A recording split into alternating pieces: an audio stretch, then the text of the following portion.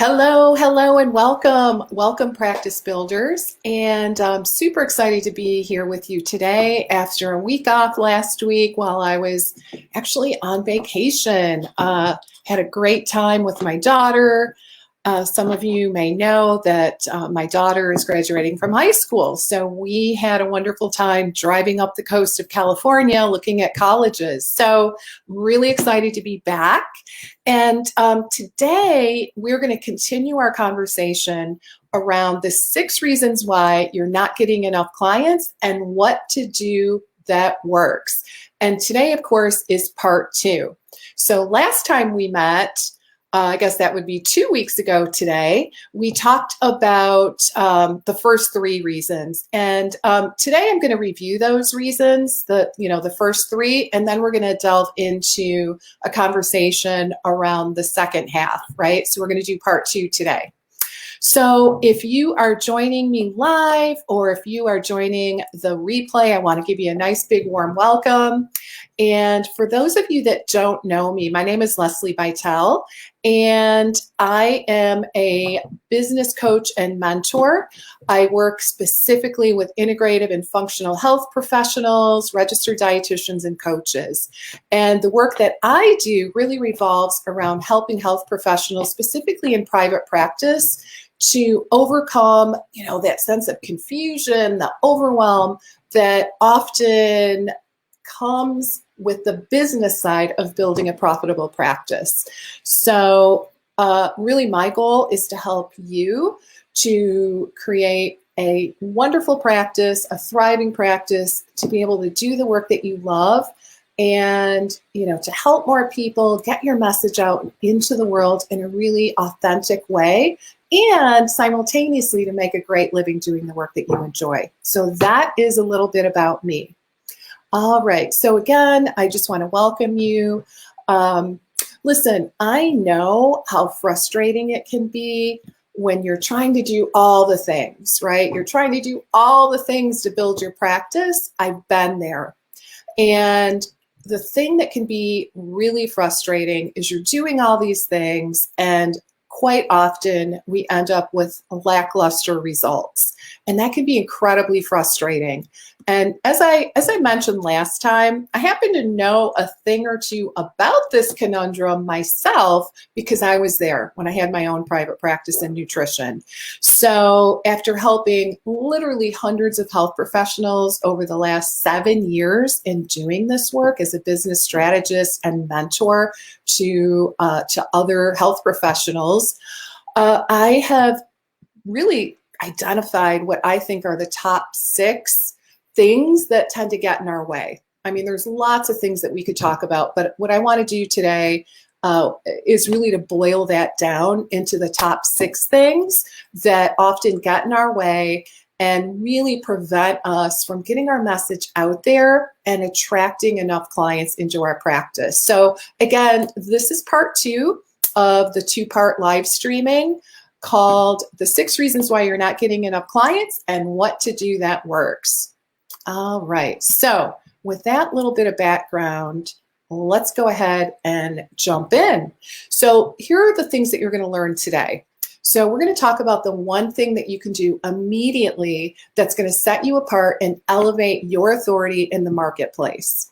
We're going to talk about how adjusting your mindset around talking about money will literally set you free and will also be a good thing for your clients.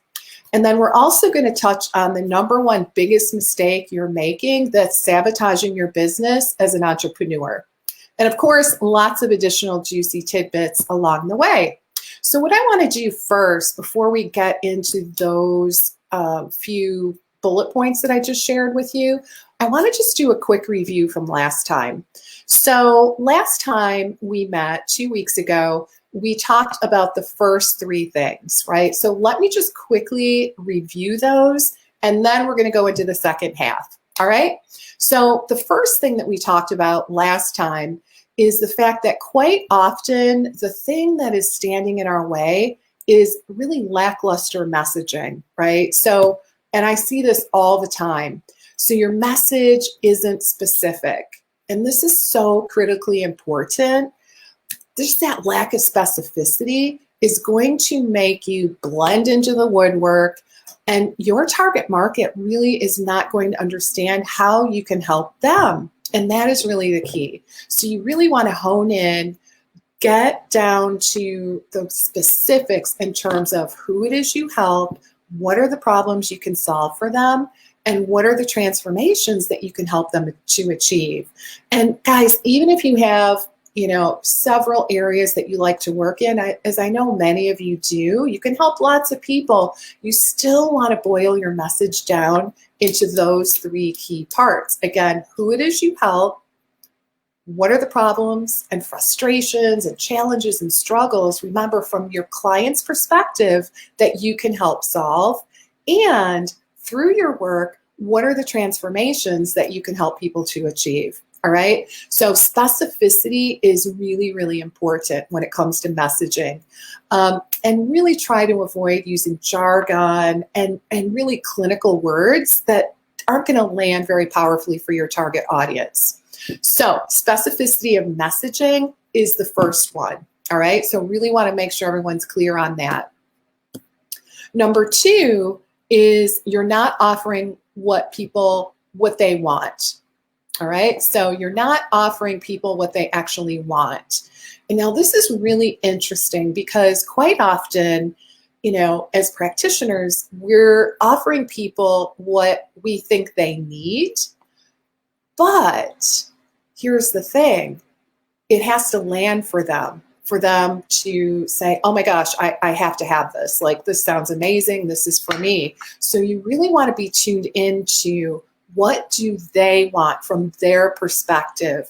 And then, of course, we talked about last time, the old saying of, give them, sell them what they want, and then give them what they need to be successful. So that's really important in this case. And the other thing that I have to say about this is you really want to, again, this has to do with messaging, but also how you're packaging up and articulating the value of what it is that you're offering. You really want to hone in on what your target audience considers to be urgent. So there has to be a sense of urgency there. And this is really important. Last time we touched on the idea of, preventive healthcare. Like, all of us, I'm pretty sure, could agree this is crucial. The thing you want to be cognizant of is for your target market, like, they're not necessarily thinking, 20, 30 years from now, solving a problem that might happen someday, right? Generally speaking, unfortunately, our clients don't tend to think that way, even though I know we wish they did. You need to really hone in on a problem that you can help them solve that's urgent, that's in the present tense. So that is super important. So you really want to offer people what they want. And in that package, you're also going to offer them what they need to be successful over the long haul. All right. So let's move on to the third one that we talked about last time. And that is you're not demonstrating enough value. And this one's really important too. So if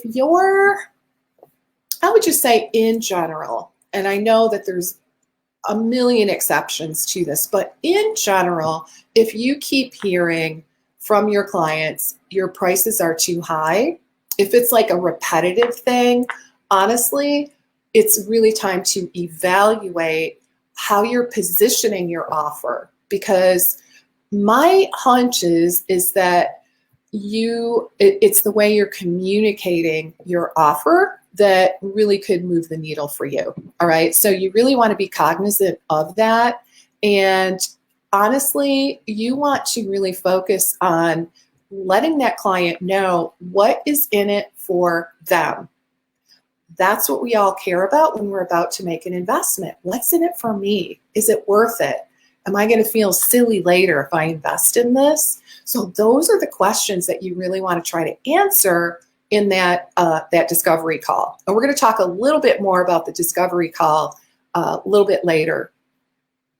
All right, so let's keep going. Okay. All right. So now what we're going to do is we're going to talk about the second half. We're going to delve into part 2. And these 3 things, these will be new for you today. All right. So let's jump in. So this is number 4 on the list of 6. So you're not persistent enough. Okay. You're not persistent enough. This is really an important thing. I see it a lot because internally we're so worried about bugging people that, we'll put an offer out there, we'll launch a new program or a product or something like that, and maybe we'll send one email, right? I've seen that a lot. So I just want to let you know that it's not enough. People need to see that offer multiple times before it even clicks. I think I've heard like 11 times before it even starts to click. So it's really important that you, I guess, really just get over the idea that you're bugging people.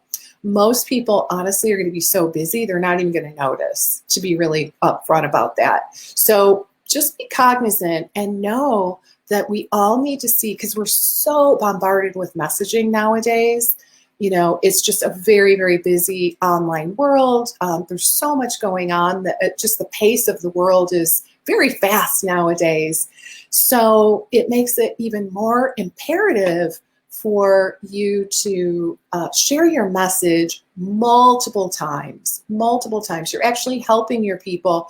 I've gotten feedback from, my audience many times. Oh my gosh, Leslie, thank you so much. Thank you for reminding me, because I would have forgotten, or I meant to sign up, but I forgot, right? So you just want to be cognizant that try not to get in your own way in terms of worrying that you're bugging people, because really the opposite is true. Now, of course, there's always exceptions, right? There's always going to be people that maybe unsubscribe or something like that from your email list. But I do want to be clear, most of the time that is actually a good thing. These are people that are probably not very interested in your message anyway, and probably are not going to become clients or buyers anyway. So it's all good. Trust me on this. I know it's kind of a leap of faith, but you really want to be persistent, and you want to get your message out there multiple times so that people even remember it, and let alone take action.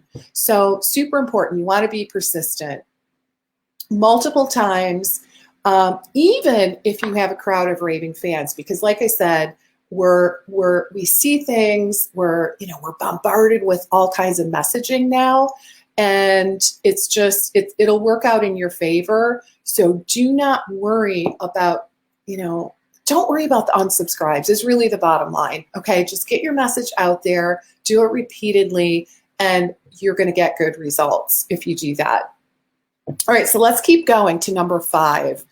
I love number 5. Actually, number 5 and 6 are my favorites. So number 5, and remember guys, what are we talking about? The 6 reasons why you're not getting enough clients and what to do that works.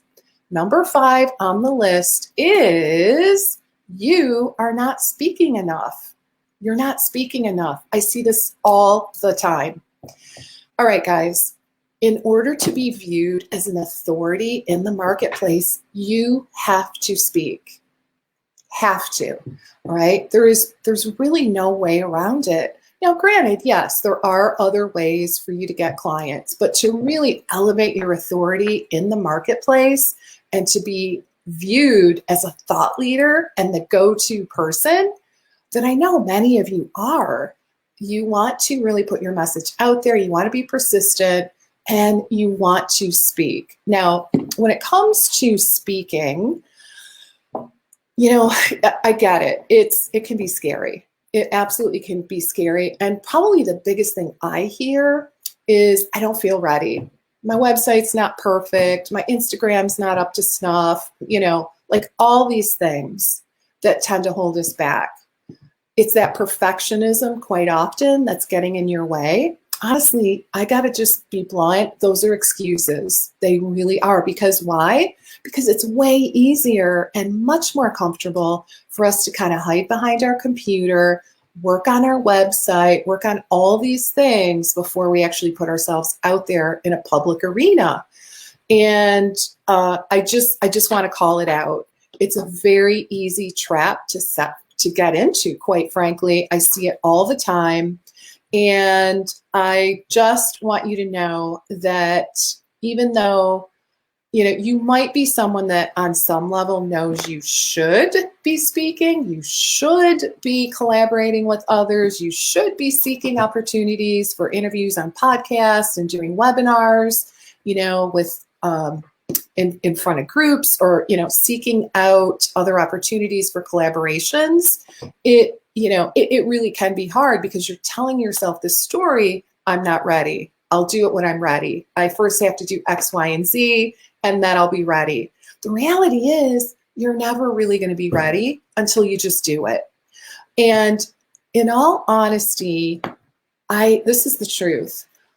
This is the one thing that I have done in my business that absolutely made, I would say, the number one biggest difference for me is seeking out speaking opportunities and doing those speaking opportunities, growing my email list as a result, inviting people into a deeper conversation so that we could learn more about each other and decide if we are a good fit moving forward. So this is truly my favorite strategy for growing a practice. So what I want you to do is look for opportunities where you can get in front of your target audience in some kind of, in a variety of speaking venues, actually. Be on the lookout. Go out and seek out opportunities for you to speak. This could be webinars. This could be podcast interviews. This could be Facebook Lives, just like what I'm doing. It could be Instagram Lives. It could be, you could start your own podcast. There's so many different ways. It can also be the written word, quite frankly. That's fine too. I think, blogging and that type of thing, even networking. I would say networking would also count because, although you're not necessarily speaking to a group, it is a one-on-one type of interaction oftentimes. So I definitely would, here's really the truth. I'm hoping that after you listen to this, you're really going to say, oh my gosh, that's the missing piece. Because my guess is it really is. And you're going to, go online, look for opportunities. You may have to reach out. There's tons and tons of professional support organizations that you could do talks for, webinars. There's so many opportunities. And just quite often, we just kind of don't do it because, again, we're stuck in that perfectionism of thinking, someday I'll be ready. I'm not ready yet. So I really, really want to turn that thinking around for you. You are ready now. You can help people with what you have right now, even if your website's not perfect. And guys, I know I've shared this many times, but I'll just say it again. The first, year and a half of my business, I had a landing page. I had a one-page website, but I was so busy with clients because I was like, I don't care. I've got a one-page website. It is fine. It's not great, but it's okay. It's good enough. I finally got to the point where I was comfortable with good enough, and I went out and I looked for all kinds of opportunities to speak, and it really worked because then I became so busy serving clients. Honestly, I didn't really have time to worry about my website for 2 years later. So that can be you as well. So I really want to help get you out of your comfort zone so that I want you to be able to help your audience and get in front of your target audience. That is the key. All right. So speaking, such a great way to position yourself as an expert and an authority in the marketplace. Remember, you don't have to do all of these things at once. So you don't have to, look for all of these opportunities. But I do hope that you're going to walk away from our time together today, and that you are going to maybe pick one or two things that are next in your trajectory. All right, so that brings us to number 6. Number 6 is you're afraid of selling. This could be, I'd say 5 and 6 are a toss-up. Those of you that are familiar with my work, you know how passionate I am about, I'll call it selling, but honestly, my process doesn't feel like selling at all.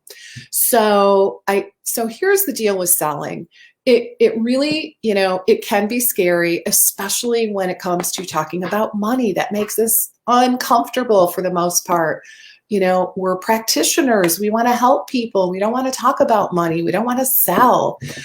You, of course, know that the reality is if you're in private practice, you have to sell.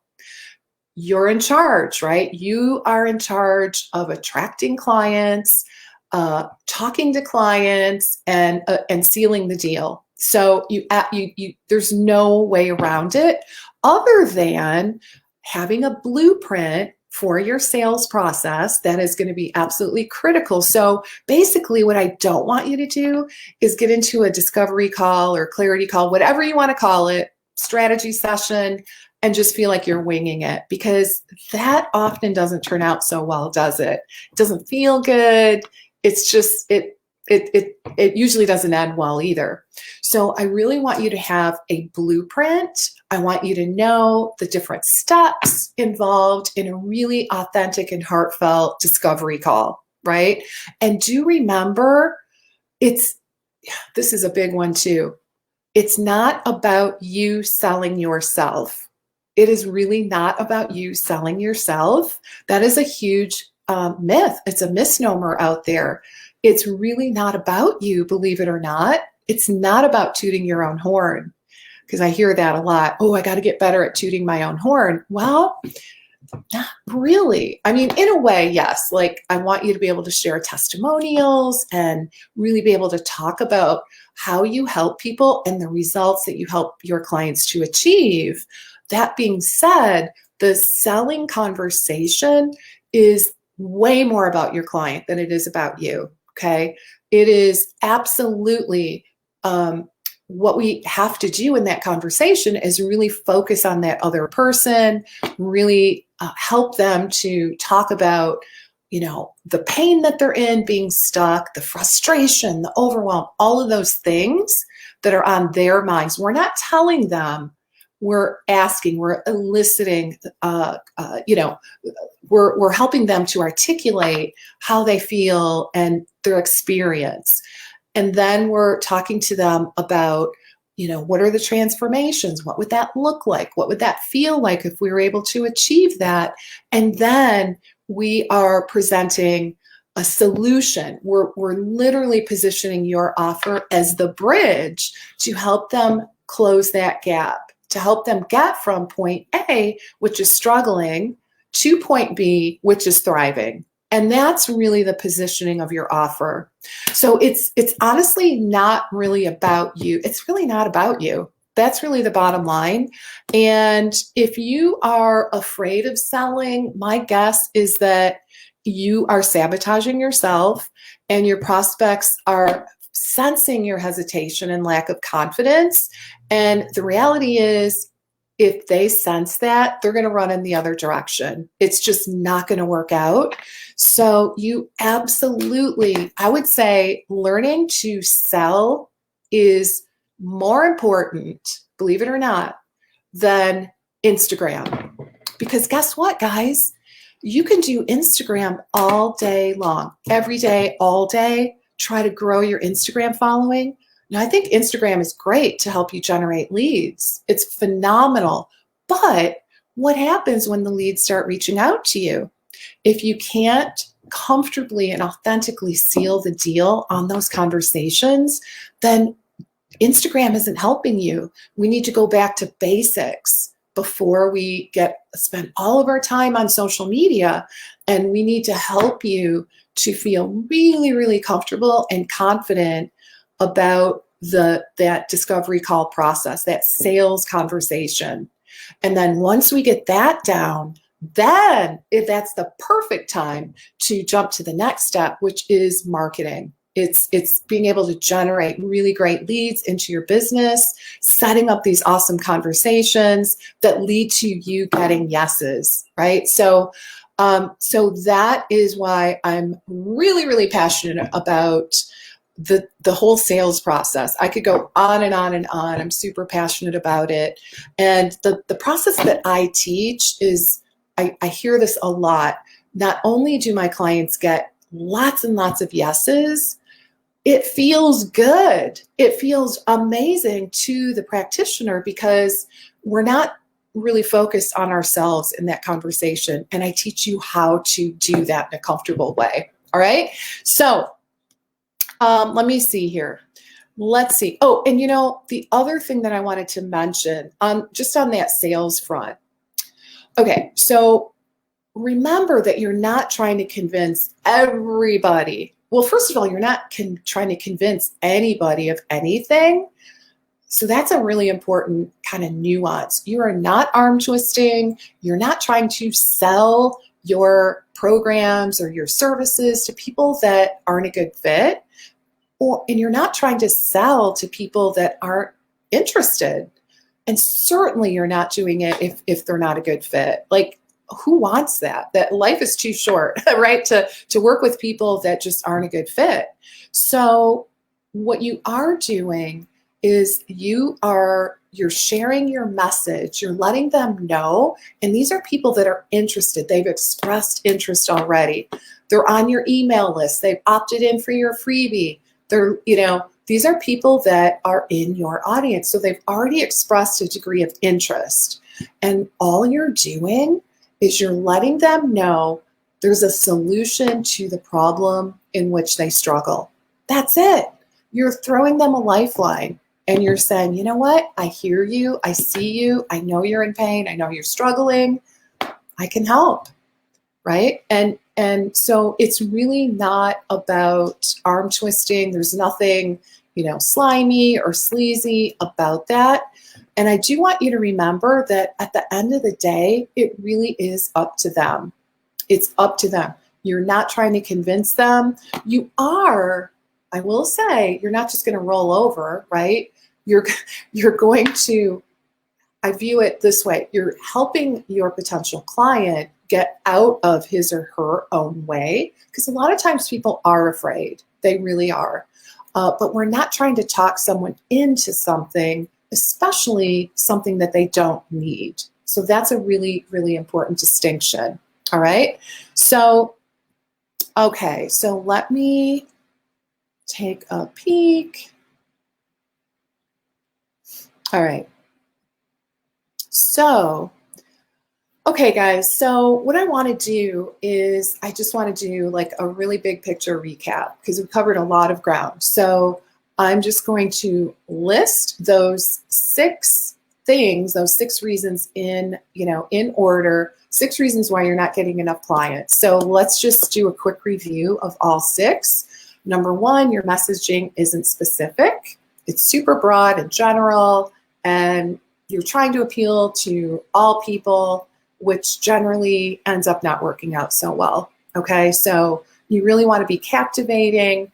You want to remember that in general, people are seeking out a solution to a problem or they're trying to fulfill a dream or a goal. So your messaging really needs to be specific and touch on one or both of these variables. Number 2, you're not offering people what they want. Okay, you may be offering them what you think they need, but not necessarily what they want. So you really want to be in touch with their experience, what they are looking for. And of course, that old saying, we want to give people what they want. Of course, we have to deliver on that if we're promising.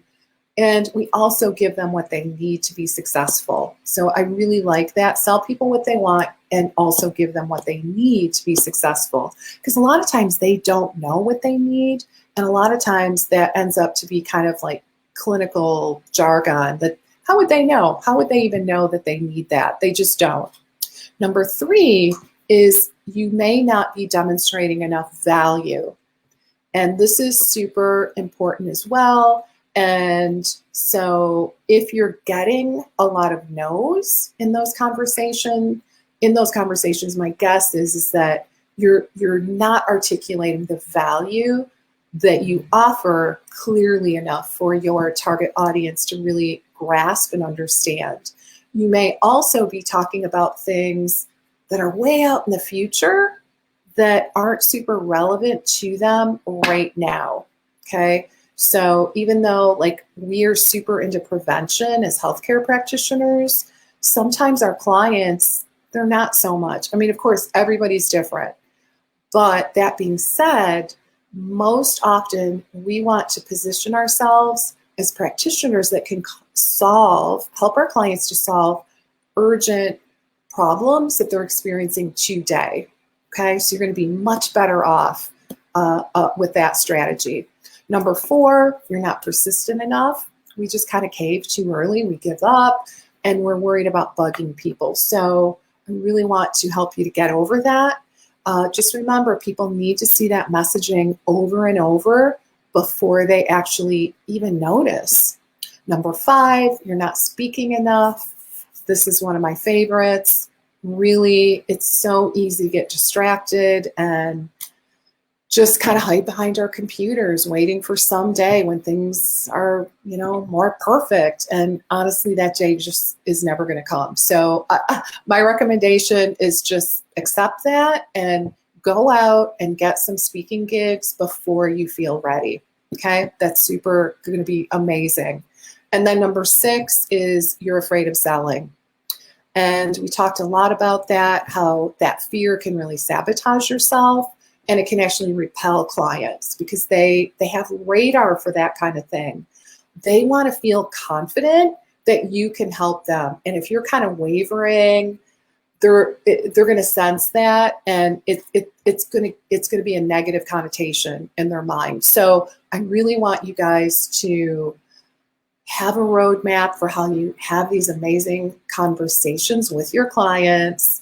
And I promise you, I hear this all the time, you will learn to really love this process. You will learn to enjoy it. You will learn, honestly, if you do this the right way, you will discover that you're actually helping your potential client become more ready to change. Right? So you're actually helping that person regardless of what the answer is, regardless of whether it's a yes or no. So that part I get really fired up about because it's not like sleazy, yucky selling, it's not at all that. So just remember you're helping that person and it's really not about you. That's the biggest thing. Most of us talk too much and it's like we're trying to convince someone about how great we are.